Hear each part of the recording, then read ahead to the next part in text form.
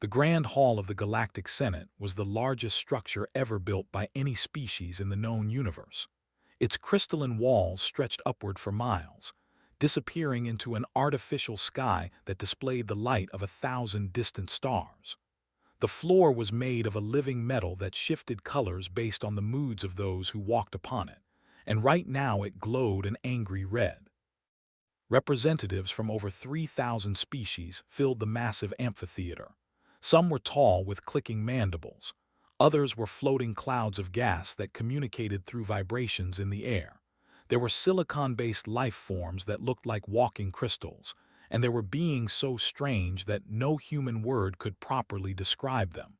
All of them had gathered for one purpose today. They had come to witness the destruction of humanity. At the center of this cosmic gathering, in a small seat that seemed almost comically tiny compared to the grandeur around it, sat Ambassador Daniel Murphy. He was humanity's only representative to the galactic community. He was an ordinary-looking man in his late 50s with gray hair that was starting to thin at the top. He wore simple reading glasses and a plain gray suit that had seen better days. While the entire Senate erupted into heated arguments about humanity's crimes against galactic law, Daniel simply sat in his chair and read a worn paperback novel that he had brought from Earth. The book was an old mystery story that he had read at least 12 times before. He knew how it ended. He knew every twist and turn. But there was something comforting about reading familiar words while the galaxy prepared to declare war on his species. High Arbiter rose from his ceremonial throne at the head of the Senate. He was a 12-foot reptilian creature whose scales shimmered with bioluminescent patterns that changed based on his emotions. Right now, those scales burned with a fierce orange light that indicated supreme confidence and barely contained aggression. He lifted his ceremonial staff, a weapon that had been used to execute the leaders of 17 conquered species, and slammed it against the podium. The sound echoed through the chamber like thunder rolling across an endless plain. Every conversation stopped. Every eye, sensor, and perception organ in the room turned toward the High Arbiter. Let the silence stretch for a long moment. He was a master of dramatic timing. He had delivered this same speech to dozens of species before, and he knew exactly how to make it hurt. "Human representative," bellowed, his voice amplified by technology so advanced that it seemed like magic. His translator rendered his words in cold, mechanical English. "The Galactic Empire has tolerated your species for exactly 47 standard cycles. In that time, you have proven yourselves to be a nuisance beyond measure." Daniel turned a page in his book without looking up. Several delegates near the human section exchanged confused glances. Was the translator malfunctioning?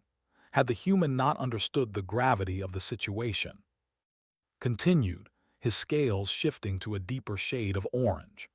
"Your people have spread across 17 star systems without proper authorization from the Imperial Expansion Committee. You have ignored our territorial mandates. You have refused to submit to mandatory genetic cataloging. You have rejected our offers of protection and guidance." The word protection was spoken with a particular emphasis that made its true meaning clear. Every species in the room knew what imperial protection meant. It meant submission. It meant giving up independence. It meant becoming a servant race to the greater powers of the galaxy. Daniel turned another page. "Furthermore," said, his voice rising with carefully practiced indignation, "your species has developed weapons technology without imperial oversight. You have constructed faster-than-light vessels without registering them with the Transportation Authority. You have established communication networks that do not interface with imperial monitoring systems." In the seats behind Daniel, a small delegation of human diplomats sat rigid with tension. They were young men and women who had been sent to observe and learn. They had never seen anything like this before. One of them, a junior named Price, leaned forward and whispered urgently, "Ambassador Murphy, sir, I think you should pay attention."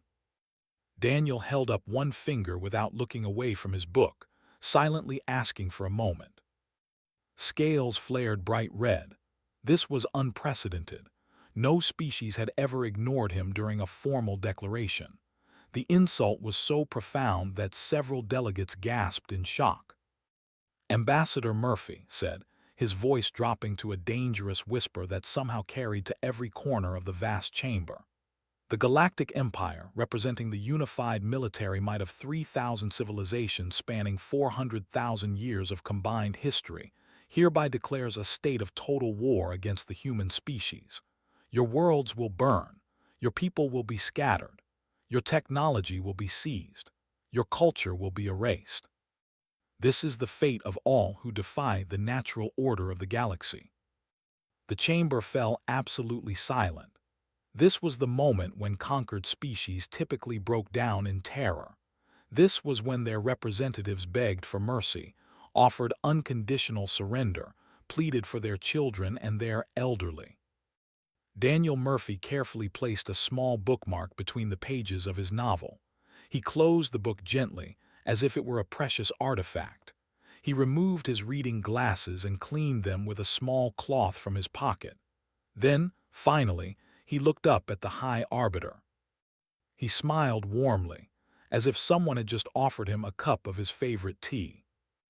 "I appreciate the notification, Arbiter," Daniel said in a pleasant, conversational tone. "Would you mind terribly if I finished this chapter first? I am at a rather exciting part." The chamber erupted into confused murmuring. Translators across 1,000 different species struggled to convey the meaning of his words. Surely this was a mistranslation. Surely no being could be so calm in the face of absolute annihilation. But it was not a mistranslation. Ambassador Daniel Murphy had understood perfectly. He simply did not seem to care. 300 light-years away, in a bunker buried 3 miles beneath the Rocky Mountains of North America, Admiral Lane received the quantum-encrypted transmission from the Senate. She was a stocky woman in her early 60s, with cropped silver hair and eyes that had witnessed 3 interstellar conflicts that the galaxy knew nothing about. She read the message twice, then smiled the same knowing smile that Daniel Murphy had worn moments before. Her aide, a young officer named Lieutenant Price's older brother, stood at attention nearby. "Ma'am, what are our orders?" Leaned back in her chair and steepled her fingers. "Send the signal to all fleet commanders. Operation Quiet Reading is now active. Phase 1 begins immediately." The young officer hesitated for just a moment. "Admiral, are we really going to war with the entire galaxy, against 3,000 species?" Looked at him with something that might have been amusement or might have been pity. "Son, they just declared war on us. There is an important difference, and they have absolutely no idea what they have started." She turned to face the massive holographic display that showed the positions of every Imperial fleet in the known galaxy. Red dots representing enemy forces covered the map like a spreading disease. "They think they know us," said softly. "They think we are a young species, stumbling blindly into a dangerous universe. They have been watching us for 47 years, and they believe they understand what we are." She pressed a button on her console, and the display changed. The red dots remained, but now they were surrounded by blue markers that had not been there before. Thousands of blue markers, appearing in positions that should have been empty space. They are about to learn how wrong they are. Fleet Commander N of the Dominion was considered the greatest military mind of his generation. He had led the conquest of 11 species during his long career. He had never lost a battle. He had never retreated. His name was spoken with fear across 100 star systems, and his flagship, the Eternal Judgment, was a mountain of living metal that stretched nearly 50 miles from bow to stern. He led the first assault wave against humanity with 800 capital ships under his command. Each vessel was armed with plasma cannons that could crack a planet in half. Each one carried enough soldiers to conquer a continent. The combined firepower of his fleet could sterilize a dozen worlds in a single afternoon. They emerged from hyperspace at the edge of the Sol system, humanity's home. N stood on the bridge of his flagship and watched the stars snap back into focus as his fleet dropped out of faster-than-light travel. Around him, his officers worked at their stations with quiet efficiency. This was routine for them. They had done this many times before. "Tactical display," N commanded. "Show me their defenses." The holographic screen flickered to life, displaying the Sol system in perfect detail. There was the yellow star at the center. There were the 8 planets orbiting in their ancient paths. And there, on the 3rd planet from the sun, was Earth. The human, the target. N leaned forward, his tentacles writhing with anticipation. He expected to see orbital defense platforms. He expected to see warships scrambling to meet his fleet. He expected to see the desperate preparations of a doomed species. Instead, he saw nothing. "Where are they?" N demanded. "Where are their defenses?" His sensor officer, a younger named N, ran the scans again. His scales had turned a pale shade that indicated confusion and growing concern. "Commander, I am detecting no orbital infrastructure, no defensive satellites, no warships." "That is impossible. Scan again." N scanned again, and again, and again. Each time the result was the same. The space around Earth was empty except for a few scattered satellites that appeared to be nothing more than primitive communication relays. "Fine," N said, his confidence returning. "They have chosen not to meet us in space. A foolish decision, but not unexpected from such a young species. Take us into orbit. We will begin the bombardment immediately."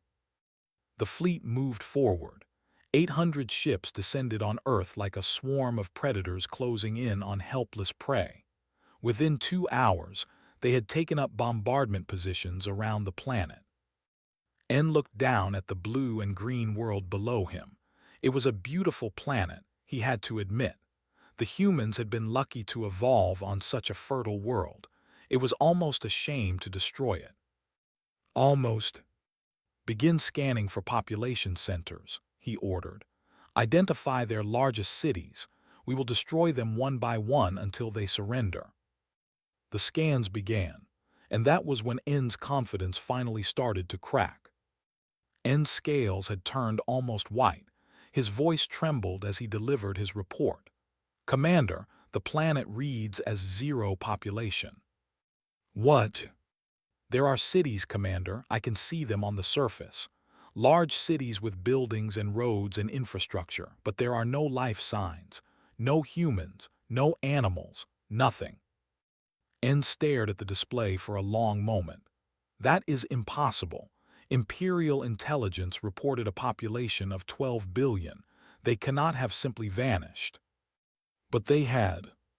For the next 6 hours, the fleet conducted the most thorough planetary scan in their recorded history. They found cities preserved under transparent protective domes. They found vehicles parked in neat rows on empty streets. They found museums filled with art and artifacts. They found libraries containing millions of books. They found everything that a thriving civilization should have. Except people. "They evacuated," N said slowly, the realization hitting him like a physical blow.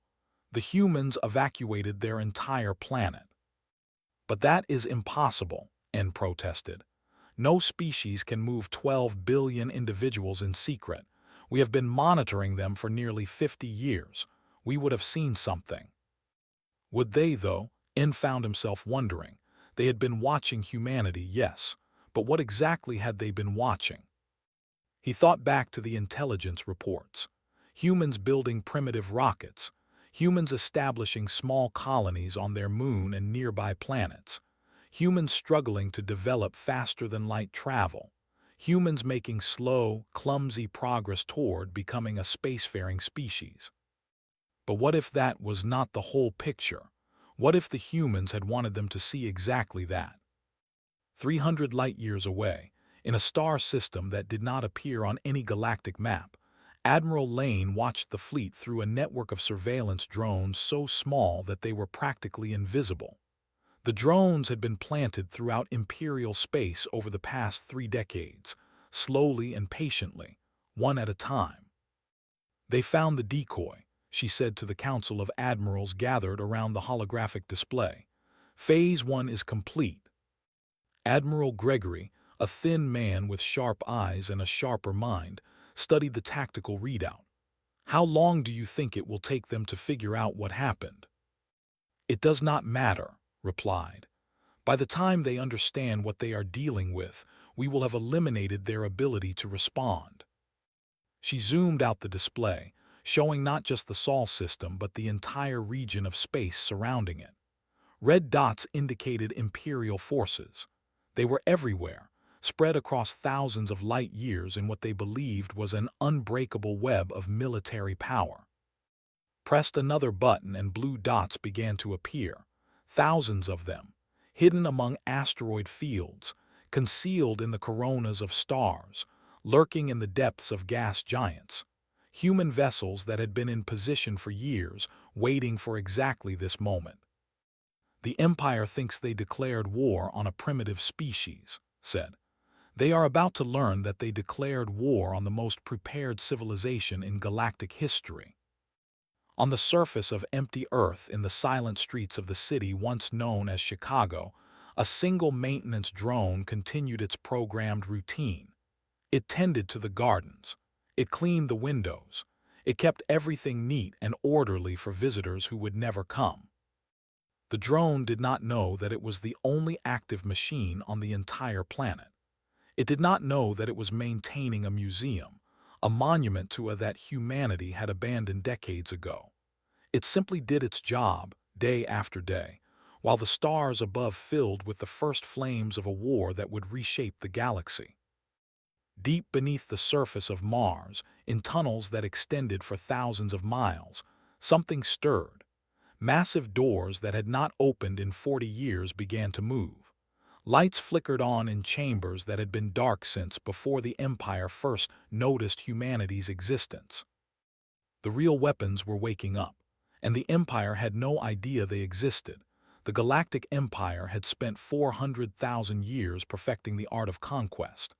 They had developed strategies that worked against every type of species. They knew how to crush warrior races with overwhelming numbers. They knew how to break peaceful civilizations with terror and destruction. They knew how to outthink clever species and outfight strong ones. They had never encountered a species that had anticipated all of their strategies and prepared countermeasures for each one. The first sign that something was deeply wrong came 3 days after the declaration of war. Fleet Commander N attempted to send a report back to Imperial Command, informing them of the empty Earth and requesting new orders. His communications officer activated the quantum relay, the faster-than-light communication system that had served the Empire faithfully for 200,000 years. Nothing happened. The officer tried again and again. He ran diagnostics on every system. He checked every connection. Everything appeared to be functioning perfectly, but no signal would go through. "What is happening?" N demanded. "I do not know, Commander. The relay system appears to be operational, but we are not connecting to the network. It is as if the network itself has ceased to exist." N felt a cold sensation spreading through his body. The quantum communication network was the backbone of Imperial coordination. It allowed fleets separated by thousands of light years to act as one. Without it, the Empire was just a collection of isolated forces, unable to share intelligence or coordinate strategy. What N did not know was that a human scientist named Laura had cracked the mathematical foundations of quantum entanglement communication 17 years earlier. She had spent 4 years understanding how the system worked. She had spent another 5 years designing microscopic devices that could introduce precise interference into the network without being detected. And she had spent the remaining 8 years deploying those devices throughout Imperial space.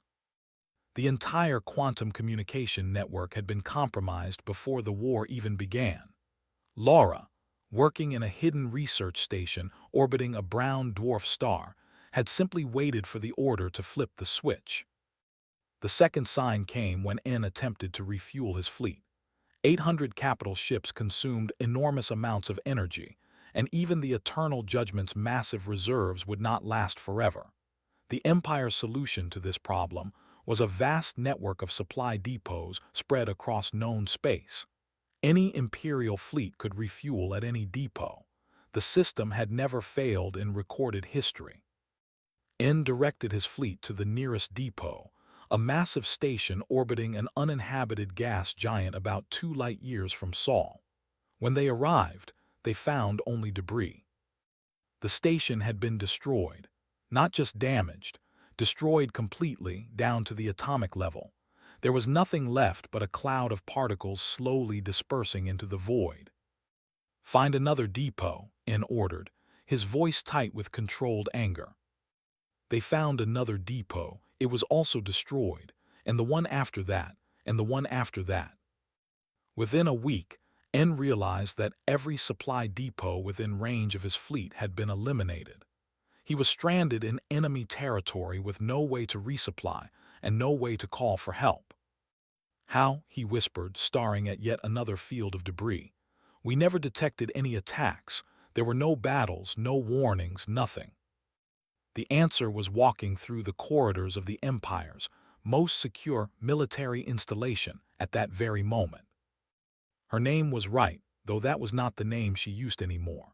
For the past 12 years she had lived as Aura, a mid-level officer of the species. Her appearance was perfect. 4 arms, iridescent skin that shifted colors with her moods, large, multifaceted eyes that could see into the ultraviolet spectrum. She had 17 surgical procedures and 3 rounds of genetic modification to achieve this disguise. She had learned to walk like a, speak like a, and think like a. She was one of humanity's deep-cover operatives, and she had risen to the rank of senior logistics coordinator for the entire Outer Rim supply network. 3 days before the declaration of war, had used her security access to plant self-replicating nanoscale devices in every critical system under her jurisdiction. These devices were dormant at first, doing nothing but spreading from one system to another. They infected computer networks. They burrowed into structural components.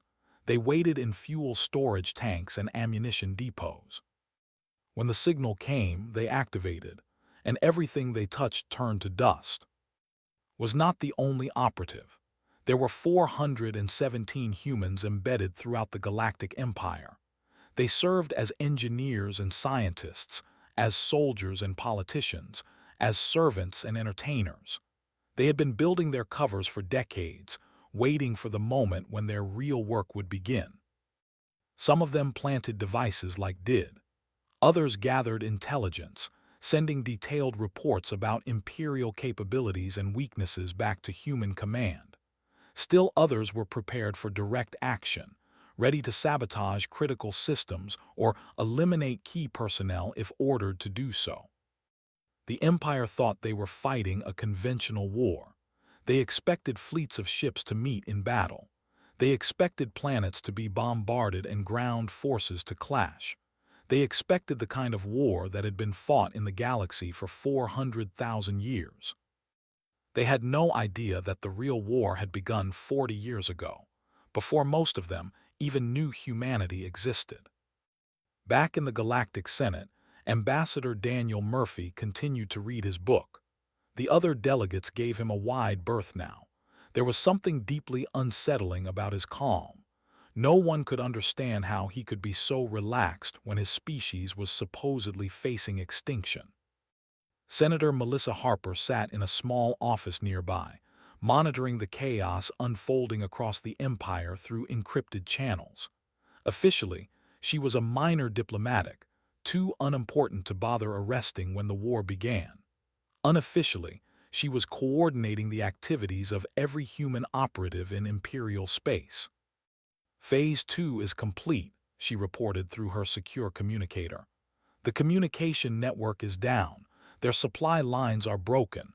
They are blind and isolated." On the other end of the line, Admiral Lane nodded with satisfaction. "Excellent.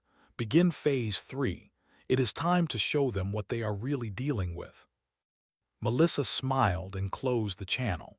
She looked out her window at the confused delegates scrambling through the corridors of the Senate station. They were scared now. They could feel that something was wrong, even if they did not yet understand what it was. Soon they would understand. Soon the whole galaxy would know the truth about humanity, and nothing would ever be the same.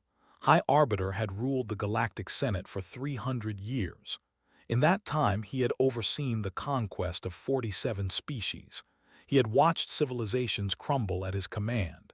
He had never known doubt. He had never known fear. He was learning both very quickly now.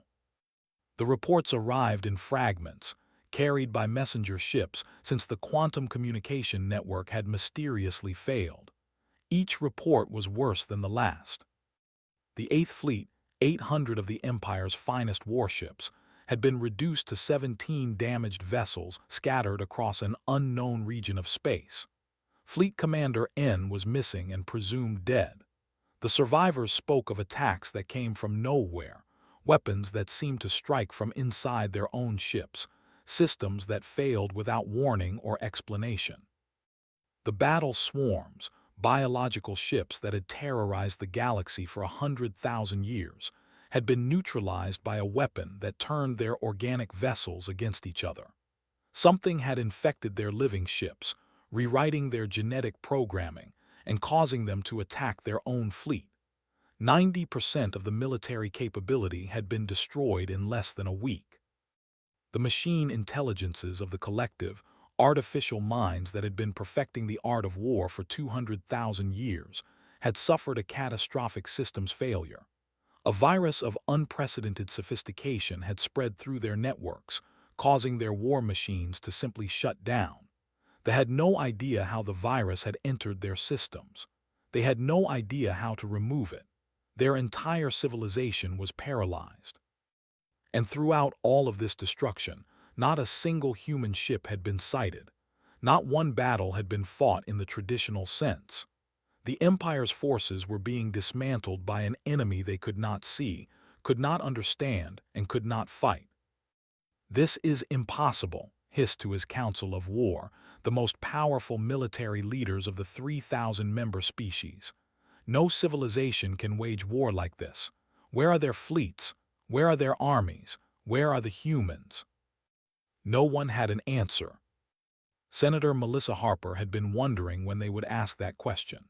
She sat in her comfortable quarters aboard the Senate station, watching the chaos unfold through encrypted data feeds.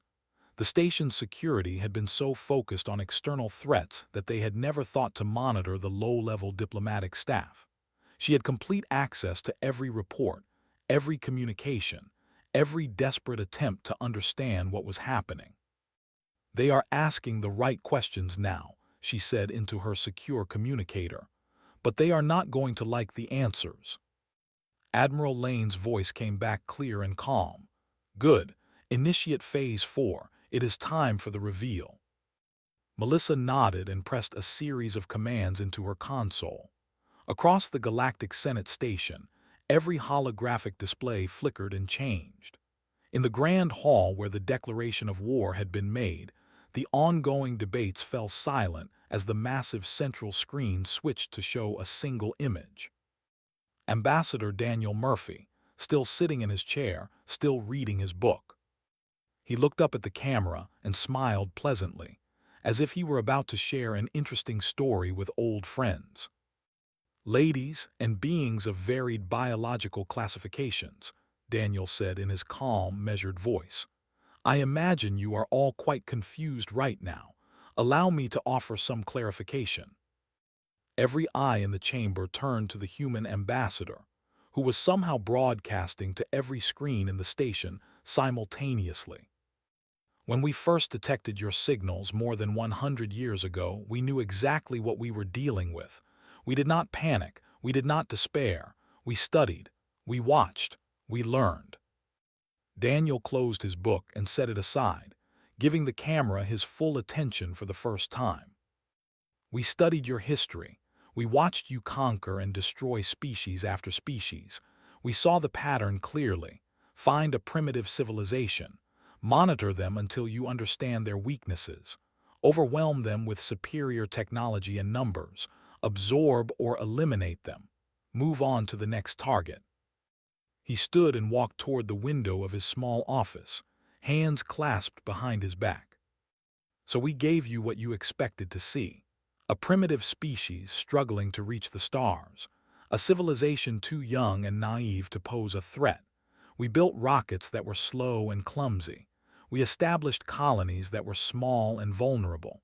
We made slow, halting progress toward becoming a spacefaring species. He turned back to face the camera. We let you watch us. We let you feel superior. And while you were enjoying the show, we were building something else entirely. The displays throughout the station changed again, showing images that made the assembled delegates gasp in shock. Humanity's true civilization sprawled across 73 star systems, hidden behind artificial nebulae and dimensional fold technology that the Empire had never imagined possible. Cities the size of continents floated in the atmospheres of gas giants. Factory stations orbited brown dwarf stars that the Empire had classified as worthless. Research facilities pushed the boundaries of physics in ways that made imperial science look primitive. And there were people, so many people, 94 billion humans, living and working across an empire that the galaxy had never known existed. We are not a young species stumbling blindly into a dangerous universe, Daniel continued. We are a species that chose to appear young while we prepared for the day you would come for us. We knew that day would arrive eventually. We simply made sure we would be ready when it did. The images continued to flow. Human warships that dwarfed imperial vessels, weapons systems that could destabilize stars, defense networks that could detect a threat from 1,000 light-years away. You declared war on a fiction, Daniel said. The reality, as you can see, is considerably more complicated. High Arbiter stared at the display, his scales cycling through colors that had no name as emotions he had never felt washed over him. Fear, confusion, and something he had not experienced in 300 years of absolute power. Respect. The war you wanted is not the war you are going to get, Daniel Murphy said, picking up his book again. We suggest you take some time to reconsider your position. We will be waiting when you are ready to talk. The screens went dark, leaving the Senate in stunned silence. And somewhere in the depths of space, the human fleet began to move. 6 standard months had passed since the Galactic Empire declared war on humanity. In that time, the galaxy had changed more than it had in the previous 100,000 years. The great fleets that had terrorized countless species were gone, scattered and broken. The communication networks that had held the Empire together were still dark. The supply lines that had sustained military operations across thousands of light years had been completely severed. Species that had ruled through fear and violence suddenly found themselves isolated, vulnerable, and deeply afraid of what would come next. And now, the leaders of those species stood in a chamber that made their own grand structures look like primitive caves.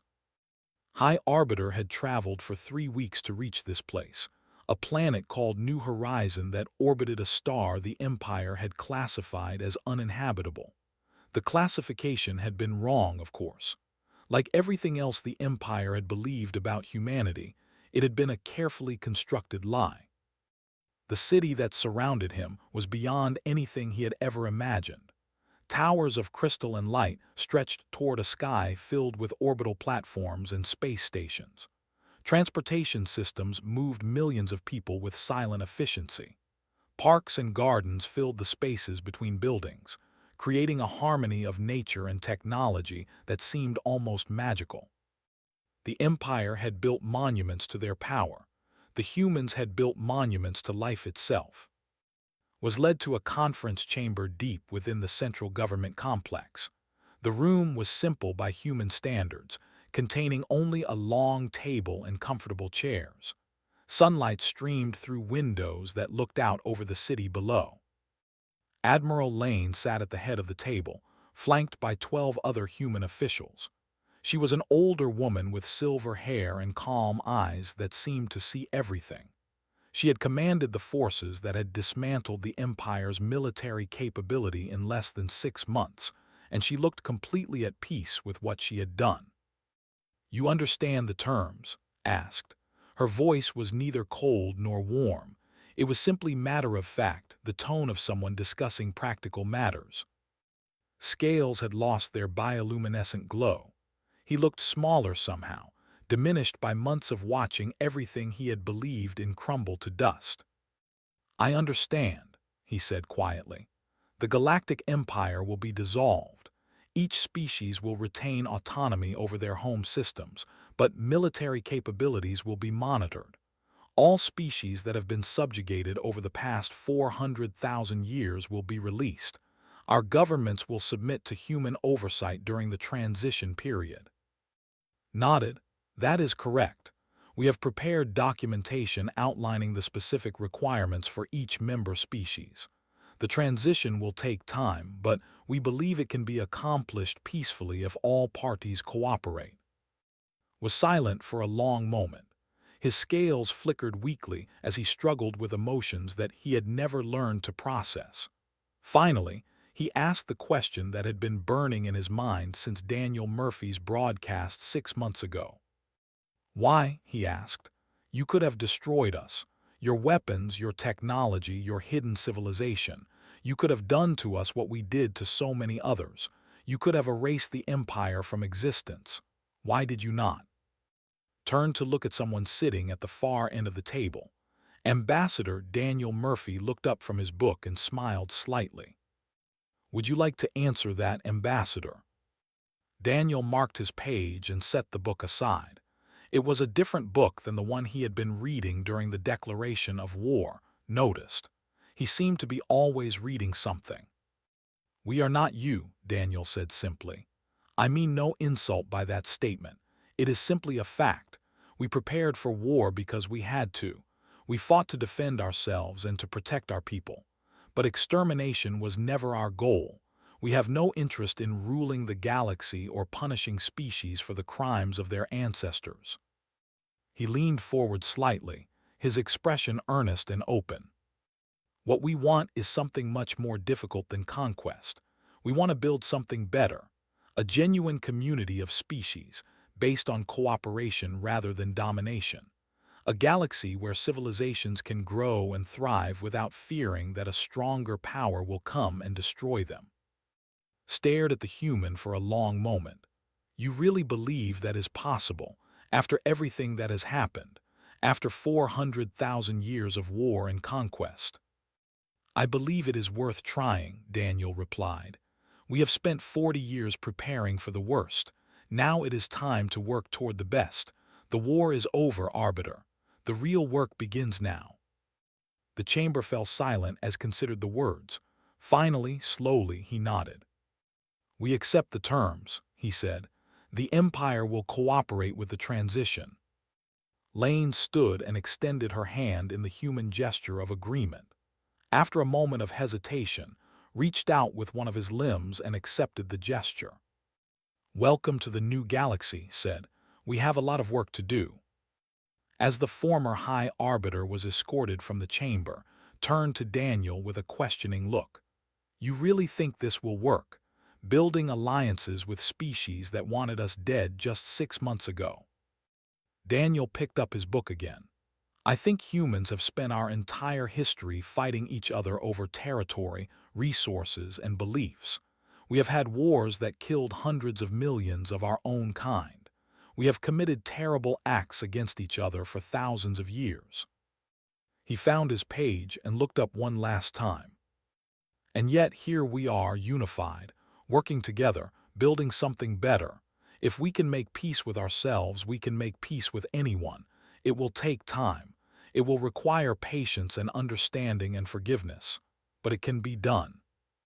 Nodded slowly. "The war that never was, won by a man who never stopped reading."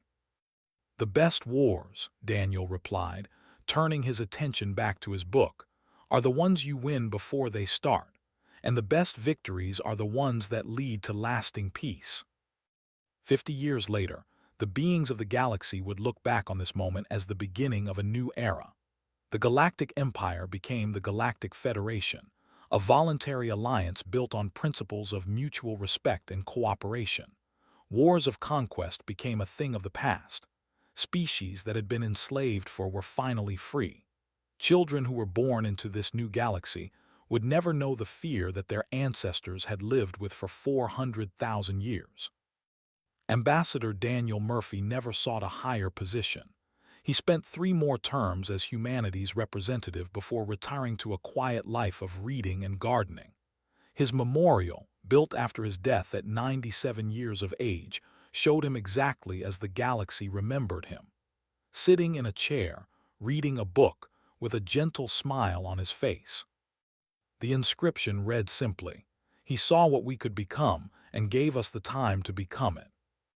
The galaxy had been shaped by fear for 400,000 years. Now, at last, it would be shaped by hope. And it had all started with an ambassador who smiled and kept reading, while the universe declared war.